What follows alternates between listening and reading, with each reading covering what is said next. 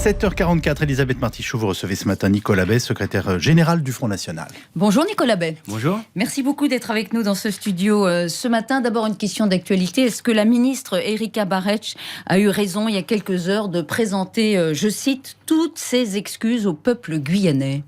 Elle aurait dû présenter les excuses de l'ensemble des gouvernements qui se sont succédés et qui ont totalement abandonné la Guyane. Des années de sous-investissement de Paris en Guyane, donc c'est bien ce qu'elle a fait. Ça, c'est une réalité. Je crois qu'on a laissé les Guyanais face à des situations absolument inextricables, dramatiques, une immigration massive totalement incontrôlée.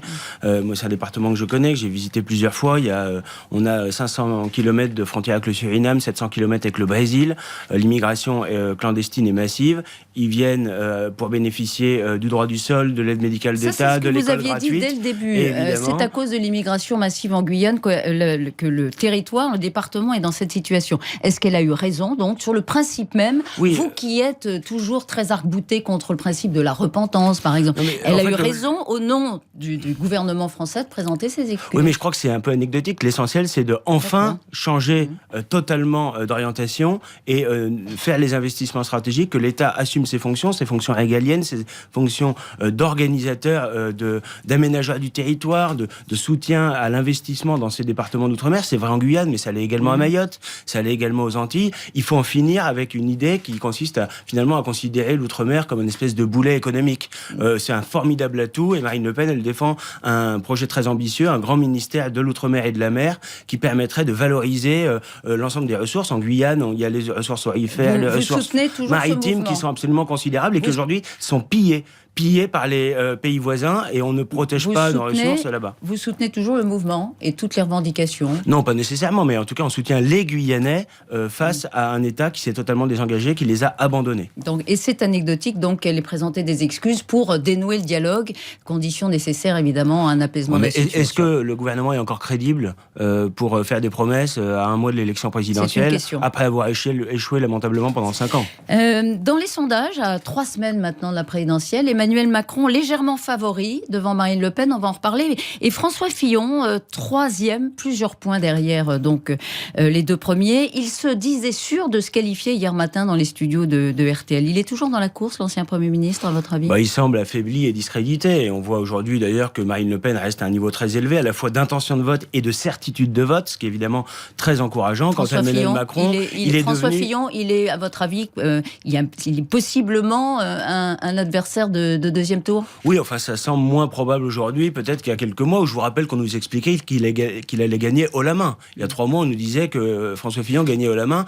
On voit aujourd'hui de l'eau a coulé sous les ponts. Marine Le Pen, elle ne bouge plus. Elle est haute, elle est à 25-26. En ce moment, c'est un point derrière Emmanuel Macron. Mais il n'y a plus de dynamique, comme si à mesure qu'elle se rapproche du pouvoir, finalement, les Français prenaient peur. Non, je crois pas. Je crois que Marine Le Pen se maintient à un niveau très élevé. Elle se laisse imposer son calendrier par personne. Elle est en campagne, elle présente son projet, ce qu'ont toutes les peines du monde à faire les autres candidats, entre François Fillon qui est englué dans ses ennuis, Emmanuel Macron qui n'a pas de projet, qui a des angles morts absolument considérables dans son programme, puisqu'il y a des sujets entiers qui sont des sujets fondamentaux qu'il ne traite pas du tout. Je pense à la question migratoire, je pense à l'islamisme, je pense à beaucoup de sujets finalement où il est totalement absent. Mais c'est pas le candidat idéal pour affronter Marine Le Pen au deuxième tour. C'est pas le duel dont vous rêvez absolument, Macron-Le Pen. Ça a le mérite de la clarté. C'est le candidat mondialiste contre la candidate patriote. C'est le vrai clivage. Le clivage droite-gauche, il est obsolète, il est dépassé. Aujourd'hui, il y a un vote utile, efficace. C'est Marine Le Pen contre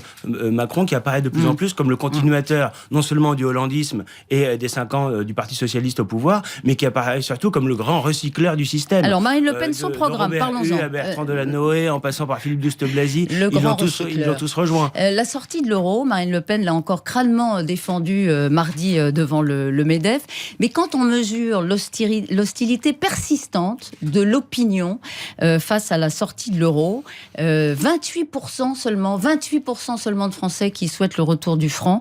On se demande si vous voulez vraiment gagner la présidentielle. Nos positions sont souvent présentées de façon caricaturale. D'abord, le projet de Marine Le Pen, c'est de retrouver un État qui prend sa place en matière économique, qui protège notre économie, qui organise le patriotisme économique. C'est aujourd'hui interdit par Bruxelles, qui allège la fiscalité, les charges et les contraintes administratives. Je vous rappelle de la sortie. Et c'est vrai, et aussi sortie de l'euro. Et aussi, c'est vrai, retrouver notre liberté monétaire, c'est-à-dire faire évoluer l'euro monnaie unique vers un euro monnaie commune, retrouver une monnaie qui soit adaptée à notre économie. Les Français ne vous suivent pas sur ce sujet. Oui, mais je crois que notre position est souvent présentée de façon très outrancière, très caricaturale. On ne veut pas sortir brutalement. On soumettra à référendum. C'est les Français qui décideront. On organisera des négociations. Ou pas, vous voulez sortir quand même. On veut faire évoluer vers une monnaie commune, c'est-à-dire avoir une monnaie d'échange international, une monnaie d'échange international. Oui, comme l'était l'écu autrefois. C'est un système qui fonctionnait bien. Ça permet à chaque pays d'avoir sa monnaie nationale. Attendez, il y aurait une cohabitation de deux monnaies. Mais avec l'écu, ça fonctionnait très bien. Vous l'avez vu avec l'écu, évidemment. C'est une monnaie. Donc, on aurait le franc en France, la monnaie si je puis nationale, dire, bien sûr, et un écu, une espèce de euro qui nous permettrait, nouvelle manière qui nous permettrait de faire les échanges internationaux. Vous avez passé l'essentiel de votre vie avec la France qui avait sa monnaie nationale. Et vous n'avez pas été traumatisé. Le monde a changé depuis, Nicolas Bay. Les échanges mais vous remarquerez que ce changement, on nous dit que c'est formidable l'euro, mais il n'y a pas un seul pays dans le monde qui imite ce système-là. Mais il n'y a pas un seul pays dans le monde qui a une cohabitation de deux monnaies aujourd'hui. Lequel ? Non, mais il y a une monnaie intérieure, et puis il y a une monnaie qui est une monnaie d'échange international, comme l'était l'écu autrefois. C'est un système qui fonctionnait bien. Autrefois, mais c'est pas un retour vers le futur. Le but, c'est pourquoi on veut retrouver notre liberté monétaire ? Parce qu'aujourd'hui, on voit bien que l'euro dessert nos intérêts, sert les intérêts de l'Allemagne au détriment de tous les autres pays de la zone euro. On a aujourd'hui une balance commerciale qui est déficitaire de 50 milliards d'euros. On aurait évidemment intérêt à avoir une monnaie moins fortement évaluée. Voilà, c'est évidemment une mesure de bon sens. Mais le retour de l'euro, le retour du franc, ça effraie les épargnants qui voient évidemment dans cette situation un risque d'inflation extrêmement forte, de défaut de la dette. Oui, les chefs d'entreprise ont peur d'y perdre énormément dans les échanges dont ils ont absolument besoin. Je crois qu'on essaye de faire peur aux Français. L'euro a baissé de 25% de valeur en 3 ans. La dette n'a pas explosé. L'épargne des Français n'a pas fondu. Donc c'est un mensonge de dire que ce serait la catastrophe si on avait une monnaie nationale et qu'elle connaissait une légère dépréciation par rapport à l'euro aujourd'hui. Les Français vous suivent sur toute une série de sujets, c'est vrai. C'est-à-dire l'identité, c'est-à-dire le retour des frontières, c'est-à-dire la défense des services publics. Sur ce sujet-là, effectivement, ils ne vous suivent pas. Est-ce que ce projet de sortie de l'euro n'est pas aussi un obstacle à votre capacité à construire une majorité ? Encore une fois, c'est pas l'alpha et l'oméga de notre projet. Ensuite, nous le soumettrons à référendum. On va rien imposer au peuple. Marine Le Pen, elle veut redonner le pouvoir au peuple. Vous voulez dire que vous avez une porte de sortie ? Nous voulons surtout...